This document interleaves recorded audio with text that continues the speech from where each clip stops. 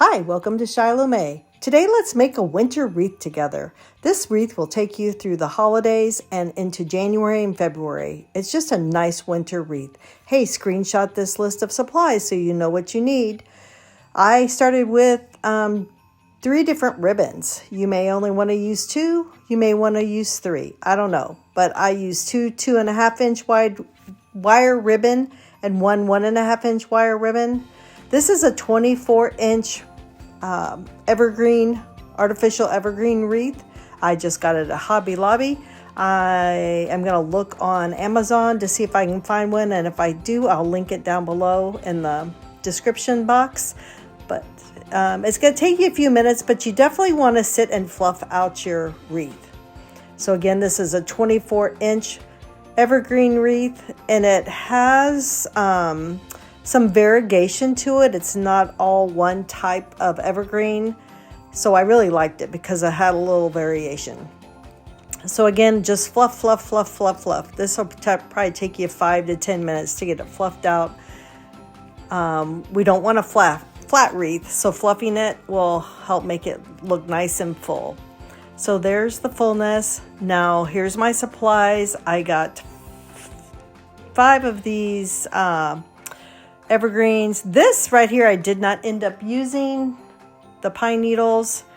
The berries I did use. I got 2 large stem of berries that have a little frosting on them, and I got 2 sprigs of this frosted pine needles that has some pine cones on it, and I'm going to use those. And then there's some eucalyptus sprigs also. Here is the ribbons I chose. See the berries on the ribbon? Go with the berries that I'm putting in my wreath.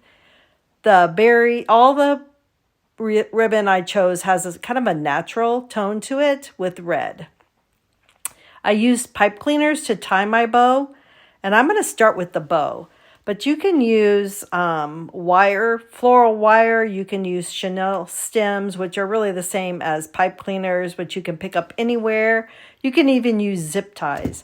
But I like to use pipe cleaners or floral wire because I can undo it. So if you don't have a bow maker, which I don't use, I've never used a bow maker, but I guess they're all the rage. And I will link one of those in the comments also. If you don't feel comfortable making your own bow, you can purchase one from Amazon, a bow maker. Now, it doesn't make the bow. You still have to make it, but it does give you some a way to hold your ribbon while you're making your bow. So I just am taking this. I started with the neutral ribbon that's 2.5 inches wide. It has a little red edging on it. And I have taken and made 4 loops, 2 on each side with a tail on each end, and just scrunched them together. Now you want to make sure that when you're making this ribbon, that your ribbon is all going the same direction. So you don't want to see the back side of the ribbon when you're done. You just want to see the front side. So that's why it's important to, flip it over. So here, you'll see on this berry one, it's the same way. I took it and I looped it. I'm going to scrunch it together, and then I'm going to twist it in the back side to make my next loop. So the right side is showing on my ribbon. Again, taking it, turning it, looping it, twisting it, and then looping it again. Now, the bow maker will help you keep your ribbons the same length on each side, like the loops will be the same size. I also will sometimes use my rotary mat or ruler to measure my loops to make sure they're about the same. So I took and I used my pipe cleaner to tie my first ribbon off. I didn't do it real tight, it's just holding it. So now I'm able to undo it and reuse that pipe cleaner so I can crunch all my ribbons together here, these 2, tighter, and let it hold them together. Again, this is why I like to use pipe cleaners or wire so that I can undo this. It's kind of like a temporary hold with the first ribbon. And then I can undo it as I'm holding my ribbons tight with my thumb and forefinger, and then wrapping the pipe cleaner back around it and twisting it. Again, the zip tie would do the same thing. You can actually pull those really tight, but you just can't reuse the zip tie if you want to undo it. At least not to my knowledge. All right, so now we're down to the third ribbon, which is my 1.5 inch gingham check ribbon that I chose for this project. I purchased all these, I believe, at Hobby Lobby. And, you know, you don't buy anything at Hobby Lobby unless it's on sale. Now, sometimes I have to. I live a little ways from my Hobby Lobby, so I'm not running into town every day. But I do try to purchase whatever I can at 40 or 50% off. So I'm doing the same thing. I'm looping my ribbon, twisting it, looping it, and twisting it. And these loops are going to be a little bit smaller than my first loops. And I want to say my first ones were probably about 6 to 8 inches. And these are probably 4 to 5. You're going to lose a little bit of the ribbon as you put the bow down into the wreath. So there is 2 loops on each one of these ribbons. There's 2 loops on each side. So now you have a total of 6 loops when you put this together. Here I'm taking another pipe cleaner, and you could, actually I changed my mind. I'm getting a piece of ribbon, the gingham ribbon, and I am going to tie my 3 pieces together with the ribbon. Now, I still have my pipe cleaner attached to the first 2. That's fine. But now I'm adding this so that you can't see the pipe cleaner at all. Not that you would, but just to be sure, I'm just adding the ribbon. It's a really inexpensive fix to make sure that your pipe cleaner is not showing on the front side of your wreath or whatever you're making. Okay, so just again, a lot of time fluffing your ribbon. Make sure that all your tails are going where you want them. Since we're doing a wreath, some tails will go kind of up, some will go down on the wreath. And I'm not worried about my ends of my strands right now. I will fix those in a minute as far as dovetailing them or cutting them on the slant. And that's a personal preference. On this wreath, I will cut them by dovetailing the ends of the ribbon. But you do what you like. So now I'm going to take the pipe cleaners that were attached to that ribbon, and I am going to use them to tie my ribbon to my wreath frame. So these evergreen wreaths, again, I got this at Hobby Lobby. I'm going to see if I can find one on Amazon to link to this in case you can't get out or you don't live close to a Hobby Lobby. You can have that Amazon driver just bring it right to your front door. So I just wrapped that around the wire frame and then twisted my pipe cleaners tight so my ribbon's not going anywhere. And again, I'm kind of fluffing my ribbon. I kind of like starting with my bow because then I can put all my floral stems in underneath the bow. I used to do just the opposite. I used to start with my floral stems and then end with my bow. But then I had to make my bow to match the size of the space I had left. So I really like this better, making my bow first and then adding my stems as I go. I'm trying, how pretty would this look in like black and white? You could do a black and white wreath. If you're into black and white, you could do black and red and white. You could do, I have a pretty neutral with green and black on it, which would be really pretty on this too. Again, this wreath will take you not just the Christmas season, but also into, I would say February even, like for Valentine's Day. You could add a cardinal to this wreath, which would be really pretty. Depending on what kind of cardinal you're adding, you would want to make sure it's weatherproof if you don't have an overhang over your door. So now I like to take my stems and place them before I actually glue them in. I am just adding these in to see where I like them. And then I'll go take them out one at a time and trim the stems and glue them in. I'm kind of repositioning here for you guys so you can see a little better. So there you go. So my two large berry sprigs are on my wreath. And in a little bit, I'm going to change this up again so you can see it even better. But for right now, I just have it leaning up against my sewing machine. So now here's my eucalyptus sprigs, and these have a little bit of frosting on them, so they kind of pull in from the kind of snowflakes that are on the berries. There's a little frost. And I got 5 of those eucalyptus sprigs, and I want to say they were probably $3 or $4 a piece at Hobby Lobby.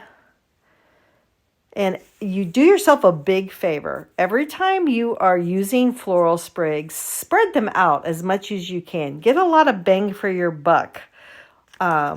Make that sprig go a long ways for yourself.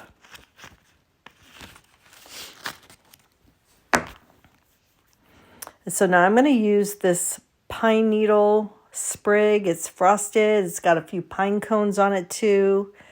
And I apologize, I don't have a better picture of that. It actually has a little bit of fake branch in it also. But I'm just going to fill in the backside with that to kind of make it come around the wreath frame itself.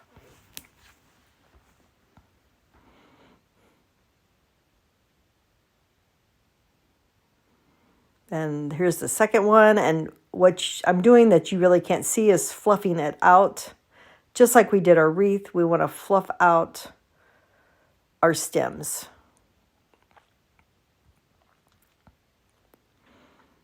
If you wanted your floral design to go around your wreath a little bit more, you could get a few more of these stems and add them. I'm not a really over-the-top type of person when it comes to wreaths. I like them fairly simple. All right, here I've redone so you can see a little bit better.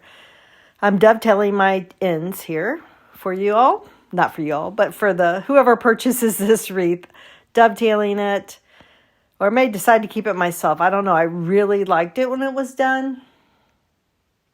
You could take a little bit of spray snow and add to the tips of the wreath itself if you wanted to. You could buy a wreath that was already frosted or snow flocked itself and use that. Oh, how pretty would this red and white be on a flocked wreath? So pretty. So just dovetailing. And this is a good time to trim your ribbons to where you want them. It's always better to have a little extra when you're putting your bow together than not. So you can always trim it down. So now I'm taking my pieces out, my floral stems. I'm trimming them because I liked where I placed my stuff. And again, I apologize. The angle on this is still not the best, but I think you'll get the idea. You can see a little bit straight on than what it was. And now I've put hot glue on it. I've just used a glue gun with glue sticks, hot glue sticks, and I just squirt that hot glue on the end of my stem and stick them in there. If you have a glue pot, hot glue pot, that's even better because you can just stick your stem in the pot. But I used to have one of those, but I wasn't using it, so I got rid of it. Why we keep everything, right? So that we have it when we need it.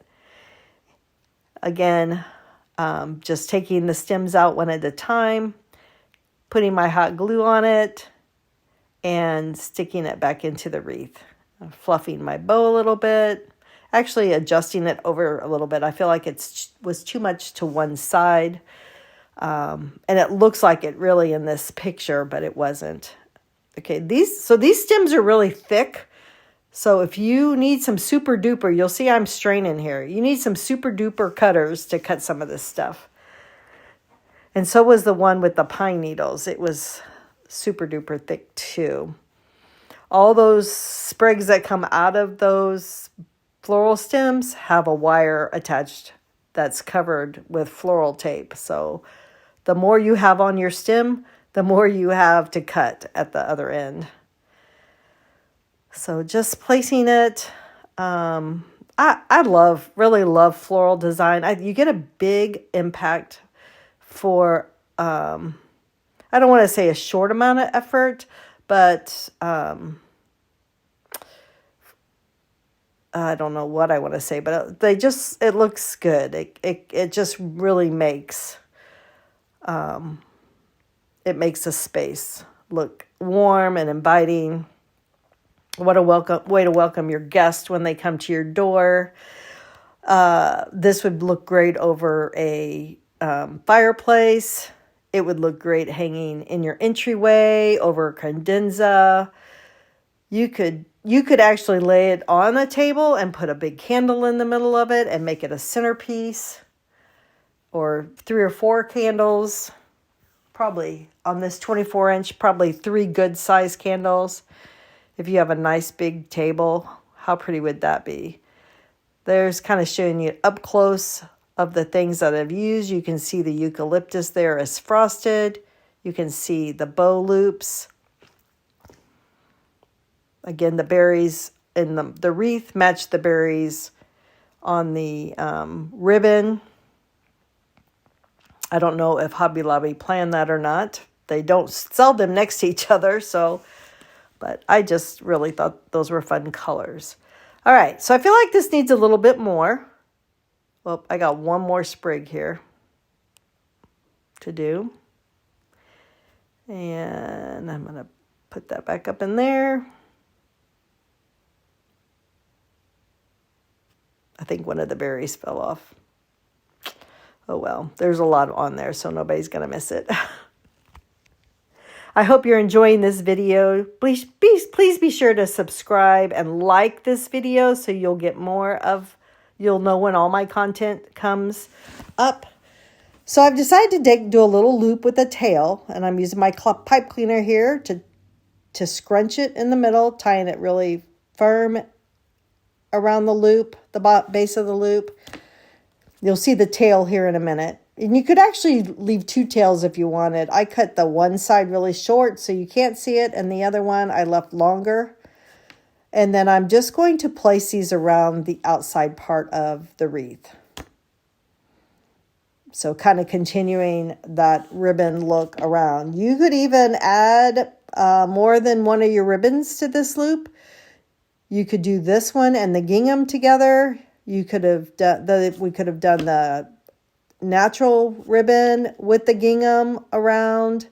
I just like having the berry theme keep going through. If you had more berries, you could add more berries to this. When I'm making them for customers or to sell, I try to keep the cost relatively low. If somebody wanted a custom order, I'd be happy to do that for them, but I try to keep it very reasonable for customers. So, every time you add something, it costs more money. But that's why we always look for sales. Shiloh May is about making a legacy through home decor, or leaving a legacy through home decor, but that decor does not have to be an excessive amount. It does not have to cost you an excessive amount. So again, making a loop, tying with a pipe cleaner around the base of the loop, having a little tail, and then placing that somewhere. I'm not putting them in a straight line. So I ended up with 1, 2, 3, 4 maybe, 4 extra, which would go with the odd number. So my bow is number 1, and then 2, 3, 4, and I have one more loop after this I'm making to put on there. Another thing I don't tend to do is make a wire or make any kind of a hanger on the back of my wreath. I can, but I don't know if you can see at the top of this wreath, hanging on the door is one of those acrylic or plastic door hangers. And so if I can use a door hanger, I will use it. So again, I hope you enjoyed this video. Don't forget to like and subscribe to my channel. Love you all. Thank you.